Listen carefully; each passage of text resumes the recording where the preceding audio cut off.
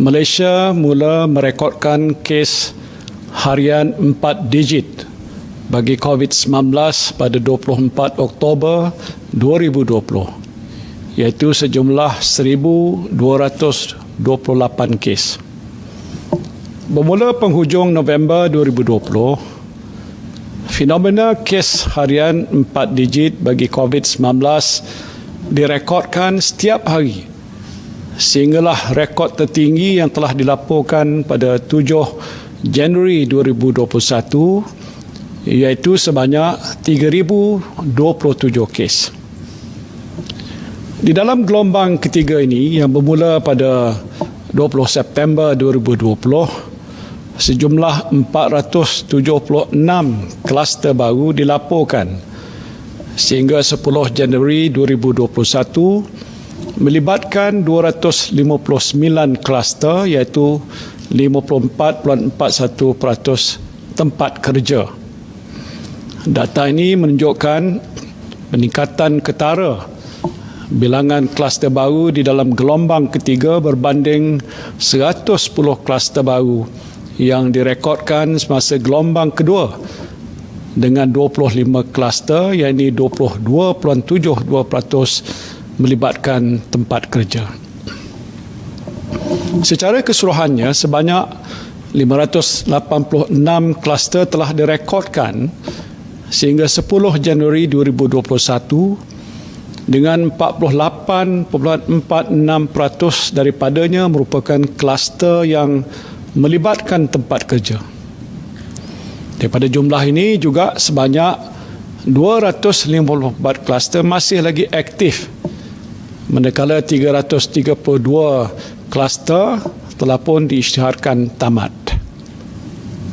Sepanjang tempoh gelombang ketiga penularan jangkitan COVID-19 di Malaysia ini, trend kes import didapati adalah terkawal.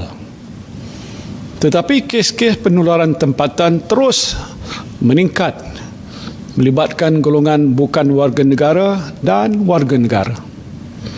Pada permulaan gelombang ketiga pada 20 September 2020, kes-kes lebih tertumpu kepada kumpulan bukan warga negara, iaitu sebanyak 63% dan hanya 37% melibatkan warga negara.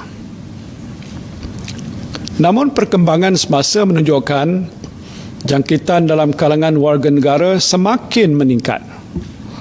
Sehingga 11 Januari 2021, sebanyak 70% kes positif COVID-19 di Malaysia adalah melibatkan warga negara dan hanya 30% bagi bukan warga negara. Berdasarkan nilai R0 semasa yang berada pada paras 1.1 bagi kadar keboleh jangkitan COVID-19 di Malaysia, unjuran kes harian di negara ini dijangka boleh mencecah sehingga 5,000 kes sehari pada minggu kedua bulan April 2021 dan akan melonjak kepada 8,000 kes sehari pada minggu keempat bulan Mei 2021. Semakin tinggi nilai R0, maka semakin sukar untuk mengawal penularan kerana semakin ramai yang telah dijangkiti. Pelaksanaan Perintah Kawalan Pergerakan pada bulan Mac telah berjaya menurunkan nilai R0 kepada 0.335 sekaligus mengurangkan kes jangkitan COVID-19 pada angka 1 hingga 2 digit sehari. Trend ini nyata amat membimbangkan dan kerajaan sedar bahawa pendekatan yang lebih tegas mesti diambil bagi memutuskan rantaian penularan jangkitan COVID-19 ini sekaligus menurunkan bilangan kes positif harian ke satu tahap yang terkawal dan boleh diuruskan dengan lebih berkesan lagi. Kerajaan mendengar keluhan dan cadangan daripada rakyat seluruhnya yang amat bimbang dengan perkembangan peningkatan kes kebelakangan ini. Kerajaan juga sangat memahami beban tugas yang dihadapi oleh petugas-petugas kesihatan kita berikutan peningkatan kes yang mendadak ini. Frontliners kita semakin penat dan kesihatan awam negara kita juga semakin tenat. Saudara-saudari yang saya kasihi sekalian, pada ketika ini fasiliti Kementerian Kesihatan Malaysia KKM sudah tidak mampu untuk menampung peningkatan sehingga 2,000 kes baru setiap hari. Our healthcare system is at a breaking point. Dan saya ingin jelaskan realiti situasi sistem kesihatan yang sedang kita hadapi sekarang. Pertamanya, 15 buah hospital COVID-19 mencatatkan kadar penggunaan katil COVID-19 yang ini bukan ICU melebihi 70%. Di Lembah Kelang, kadar penggunaan katil ICU untuk pesakit COVID-19 di Hospital Kuala Lumpur dan di Pusat Perubatan Universiti Melaya telah mencapai 100%. Manakala di Hospital Sungai Buloh pula telah mencapai 83%. Sementara itu, kadar penggunaan katil ICU untuk pesakit COVID-19 di 5 buah negeri. 5 buah negeri iaitu Perak, Selangor, Melaka, Terengganu dan Sarawak telah melebihi 70%. Buat masa ini terdapat lebih daripada 1,450 orang anggota perubatan di hospital seluruh negara yang telah dijangkiti ataupun terpaksa menjalani arahan kuarantin dan tidak dapat bertugas. Jumlah kematian akibat COVID-19 pula terus meningkat kepada 521 kes dengan kadar kematian sebanyak 0.41%. Malaysia mencatatkan lebih 100 kes kematian sebulan bagi bulan Oktober hingga Disember 2020 berbanding 2 hingga 59 kes kematian sebulan bagi bulan Mac hingga September 2020. Pertambahan kes harian yang tinggi ini menyebabkan kelewatan petugas kesihatan untuk mengambil para pesakit di rumah untuk dibawa ke hospital dan pusat kuarantin dan rawatan risiko rendah COVID-19 ataupun PKRC. Bencana banjir dan peningkatan kes di beberapa negeri juga menyukarkan proses mobilisasi anggota di dalam negeri dan juga di antara negeri. Ini menyukarkan usaha untuk menambah bilangan katil ICU untuk pesakit-pesakit kritikal. Saudara-saudari sekalian, dalam menangani pandemik COVID-19 ini amat pentinglah bagi mana-mana negara untuk mengelakkan insiden peningkatan kes yang mendadak dalam tempoh masa yang singkat. Peningkatan jumlah pesakit secara mendadak akan melumpuhkan kapasiti sistem kesihatan sedia ada dalam sekelip mata. Ia tidak lagi mampu untuk menampung jumlah pesakit yang memerlukan rawatan dan kes-kes kematian akan terus meningkat. Jadi tidak mudah untuk saya mengatakan semua ini, tapi inilah realiti yang berlaku sekarang. Dengan pelbagai kemungkinan yang terpaksa kita hadapi sekiranya dibiarkan berlarutan tanpa sebarang campur tangan atau intervensi kesihatan awam yang lebih ketat lagi.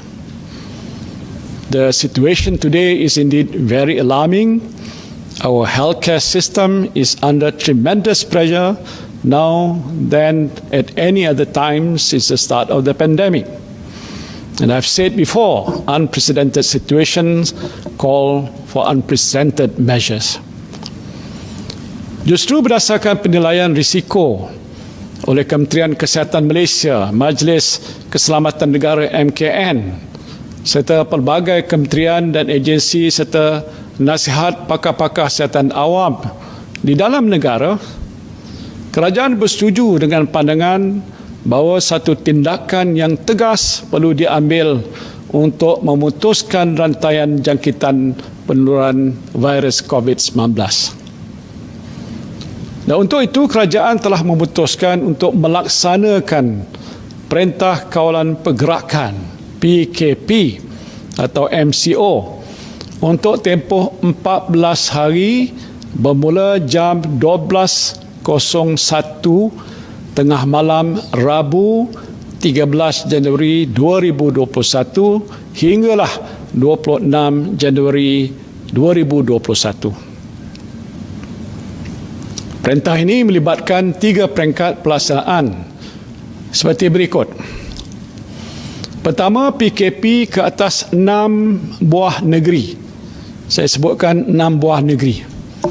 Apa dia negeri itu? Iaitu Pulau Pinang, Selangor, wilayah Persekutuan, ini masuk Kuala Lumpur, Putrajaya dan Labuan, Melaka, Johor dan Sabah. Ini PKP. Kedua, PKP bersyarat, PKP-B. Yang ini juga ke atas 6 buah lagi negeri, iaitu Negeri Pahang, Perak, Negeri Sembilan, Kedah, Terengganu dan Kelantan. Ketiga ialah PKP pemulihan. Macam mana yang pernah kita buat dahulu, PKP-P. Ini akan dilaksanakan untuk negeri Perlis dan Sarawak dan akan diteruskan sepanjang tempoh ini. Negeri-negeri yang dikenakan PKP yang saya sebutkan tadi adalah negeri yang berisiko tinggi. Yang ini hasil penilaian risiko oleh KKM dan tahap keupayaan perkhidmatan kesehatannya telah hampir mencapai kapasiti maksimum. KKM akan membuat penilaian risiko secara berterusan bagi memutuskan sama ada pelaksanaan PKP ini akan ditamatkan atau diteruskan sebelum tempoh 2 minggu berkenaan ini tamat. Saudara dan saudari sekalian, bagi mengurangkan risiko jangkitan dan memutuskan rantaian COVID-19 ini, aktiviti sosial, saya sebut lagi aktiviti sosial yang melibatkan perkumpulan ramai seperti kenduri kahwin, persidangan, perarakan keagamaan termasuk Taipusam, Tahun Baru Cina, mesyuarat, seminar, khusus dan sukan berkumpulan adalah tidak dibenarkan sama sekali. Saya sebut sekali lagi, tidak dibenarkan sama sekali. Bagaimanapun bagi negeri-negeri di bawah pelaksanaan PKP-P, iaitu pemulihan, aktiviti sosial adalah dibenarkan tertakluk kepada pematuhan SOP yang ketat. Pergerakan rentas negeri, ini ramai yang berminat nak tahu. Pergerakan rentas negeri tidak dibenarkan di seluruh negara. Untuk bagi manakala bagi kawasan PKP, pergerakan rentas daerah juga tidak dibenarkan. Rentas negeri tak boleh, rentas daerah pun tidak dibenarkan. Jadi susulan larangan pergerakan merentas negeri dan daerah ini, operasi sekatan jalan SJR akan mula berkuat kuasa pada jam 12.01 tengah malam Rabu 13 Januari 2021. Dan bagi negeri yang dilaksanakan PKP, pergerakan anda adalah terhad di dalam 10 km radius saja. Bagi tujuan membeli barangan keperluan dari pasar raya atau kedai runcit yang berdekatan, hanya dua orang anggota isi rumah yang dibenarkan untuk keluar dan berada dalam kenderaan yang sama. Mana-mana individu yang melanggar larangan ini boleh dikenakan kompaun maksimum RM1,000. Bagi sektor ekonomi pula, ini penting. Kerajaan telah mengenal pasti 5 sektor yang dibenarkan beroperasi yang dikategorikan sebagai sektor ekonomi perlu ataupun essential economic sector. Apa dia sektor-sektor itu? Iaitu penghilangan dan pembuatan, pembinaan, perkhidmatan, perdagangan dan pengedaran serta peladangan dan komoditi. Sektor-sektor ini dibenar beroperasi kerana peranannya menyokong kerja-kerja membekal keperluan asas seperti makanan, minuman, barang keperluan rumah serta penjagaan diri, kelengkapan PPE, peranti perubatan dan ubatan pada petugas kesihatan, aktiviti perdagangan antarabangsa, memastikan rantaian bekalan tidak terputus dan menyokong infrastruktur kritikal dan juga kerja-kerja kecemasan.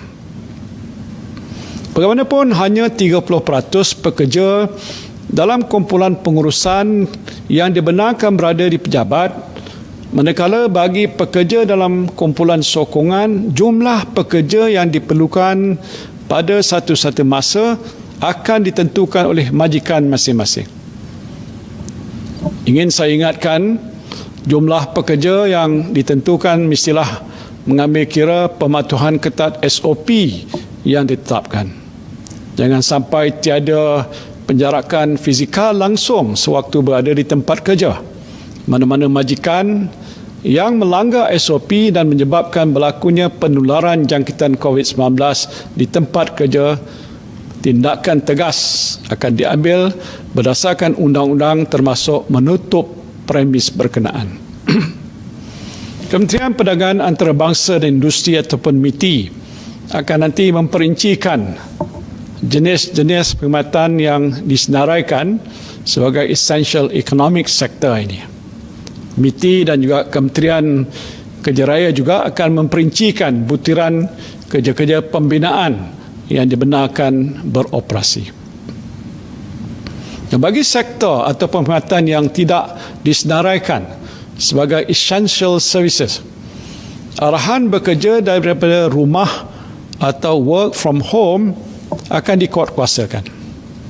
Semua majikan mesti mematuhi arahan ini untuk mengurangkan pergerakan di dalam komuniti, terutamanya di kawasan yang berkepadatan tinggi. Hanya dengan langkah ini kita dapat mengurangkan risiko jangkitan COVID-19 di tempat kerja. Sepanjang pelaksanaan PKP, kedai makan dan gerai penjaja dibenarkan beroperasi hanya untuk perkhidmatan take away. Jadi tak boleh makan dalam kedai ataupun warung. Manakala bagi kawasan PKPB dan PKPP, kedua-duanya dibenarkan beroperasi seperti biasa mengikut SOP yang telah ditetapkan. Perkhidmatan pengantaran makanan, yang ini dibenarkan beroperasi. Pasar raya, perkhidmatan kesihatan termasuk klinik, hospital dan farmasi serta bank dibenarkan beroperasi di kawasan PKP pada tahap berjaga-jaga. Patuhi SOP ketika berada di tempat-tempat ini seperti memakai pelitup muka dengan betul, jaga penjarakan fizikal dan kerap gunakan hand sanitizer. Sekiranya tidak ada keperluan segera ataupun mendesak, tidak perlulah keluar rumah. Macam mana yang saya biasa sebutkan dulu, just stay at home. Kementerian Perdagangan Dalam Negeri dan Hal Ehwal Pengguna KPDN HEP telah memberikan jaminan bahawa bekalan di semua sektor peruncitan adalah mencukupi. Tak payah berbot-bot ataupun simpan barang lebih daripada yang diperlukan. Pemantauan terhadap barangan keperluan pengguna seperti gula, minyak masak, tepung gandum, beras, roti putih, susu tepung, ayam, sayur-sayuran, telur, bawang, hand sanitizer, pelitup muka akan dilakukan setiap hari. Saudara dan saudari sekalian, walaupun terdapat sekatan pergerakan yang ketat, khususnya di negeri-negeri dikenakan PKP, pengecualian diberikan pada pelajar dan calon peperiksaan utama, termasuk peperiksaan SPM untuk sesi 2020 dan 2021. Mereka ini dibenarkan hadir ke sekolah dengan SOP yang ketat. Pihak Kementerian Pelajaran Malaysia akan nanti memperincikan SOP ini. Bagi aktiviti keagamaan, hanya ahli jawatankuasa masjid atau rumah ibadat dibenarkan hadir. Inilah di negeri yang dilaksanakan PKP dengan jumlah maksimumnya 5 orang. Dan bagi negeri yang dikenakan PKPP dan PKPB, aktiviti keagamaan masih dibenarkan dengan bilangan kehadiran minimum yang ditetapkan di dalam SOP. Pihak berkuasa agama negeri disaran untuk memberikan penetapan yang bersesuaian dalam nak menetapkan jumlah kehadiran yang dibenarkan.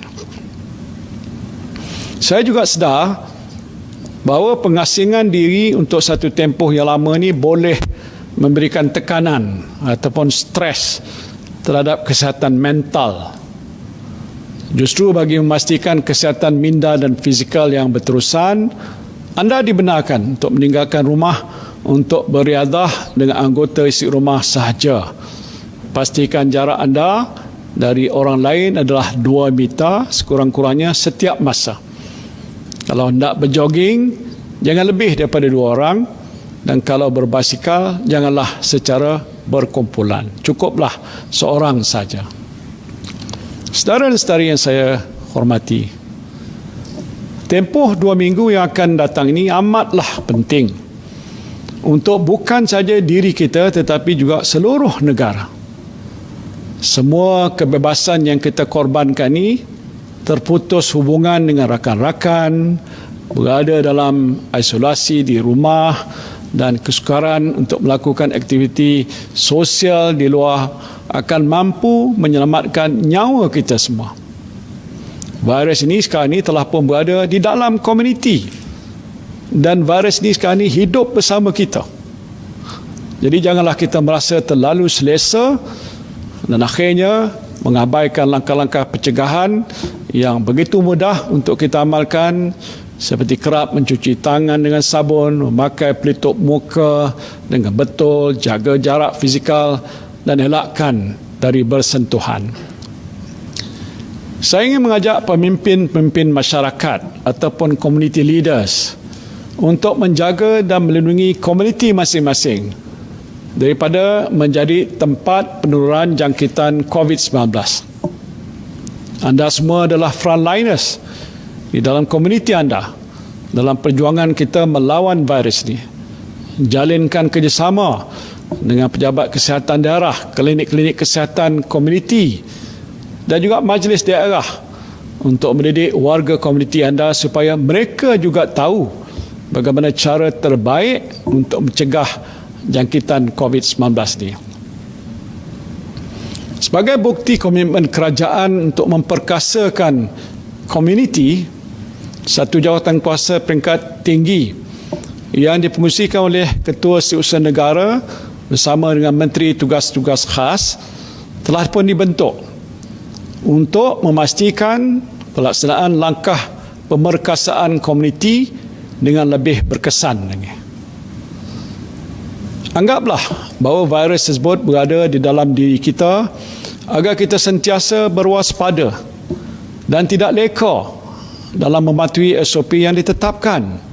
Kita bergelak ketawa di luar bersama rakan dan keluarga, tetapi kita sering lupa segala SOP dan petugas-petugas kesihatan kita yang bertungkus lumus mengorbankan masa bersama keluarga dan mengeluh bersendirian untuk mengawal penularan jangkitan COVID-19 ini. Saudara dan saudari sekalian, saya juga ingin mengambil kesempatan untuk mengumumkan bahawa kajian klinikal fasa 3 vaksin COVID-19 akan bermula pada 21 Januari 2021 di 9 buah hospital Kementerian Kesihatan Malaysia di bawah kelolaan Pusat Kajian Klinikal Clinical Research Center CRC masing-masing. Kajian klinikal yang pertama dilakukan di Malaysia ini dijangka akan melibatkan seramai 3,000 sukarelawan dan Malaysia bakal menjadi negara pertama di luar negara China untuk kajian calon vaksin inactivated COVID-19 vaksin buatan Institute of Medical Biology, Chinese Academy of Medical Sciences China, APSCAM ini. Kesemua keperluan regulatory termasuk kelulusan etika daripada Medical Review and Ethics Committee MREC, dan akhir sekali Clinical Trial Import License CTIL daripada NPRA telah diperolehi pada 8 Januari 2021. Selain itu, bahagian regulatory farmasi negara NPRA, Kementerian Kesihatan Malaysia, juga telah meluluskan pendaftaran vaksin COVID-19 yang dihasilkan syarikat farmaseutical Pfizer.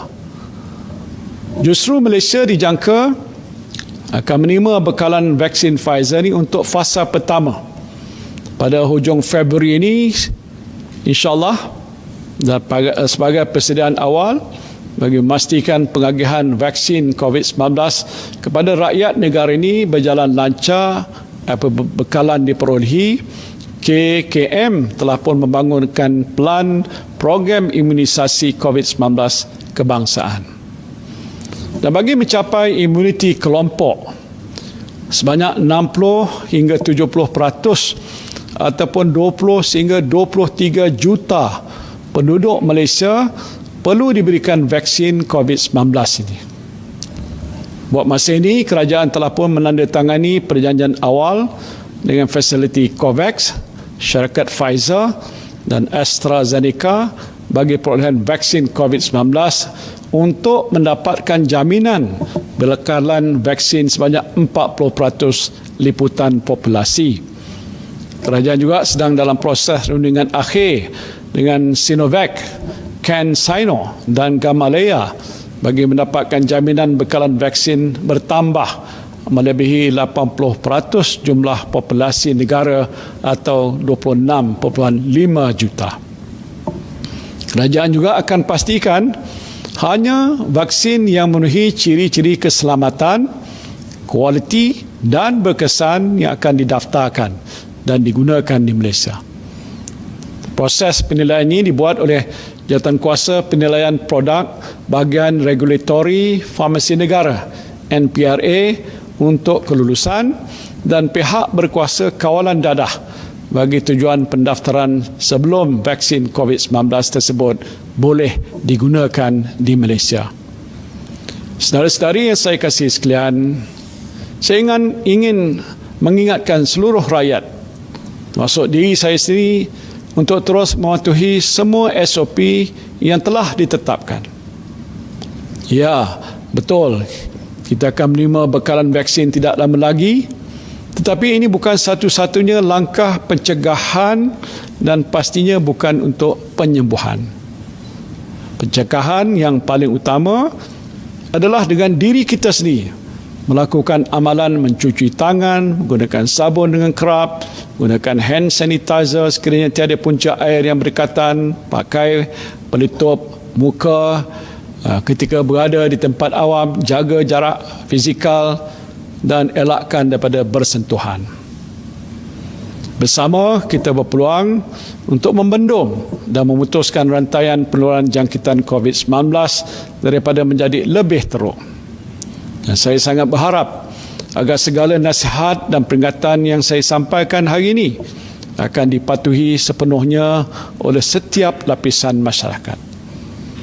Saya bagi jaminan bahawa kerajaan akan lakukan yang terbaik untuk memberikan perlindungan kepada seluruh rakyat. Dan saya juga memohon kepada anda semua untuk lakukan yang terbaik untuk melindungi diri masing-masing, untuk melindungi komuniti dan masyarakat. Dan hanya dengan bersatu melawan virus ini, kita boleh menang, insya-Allah.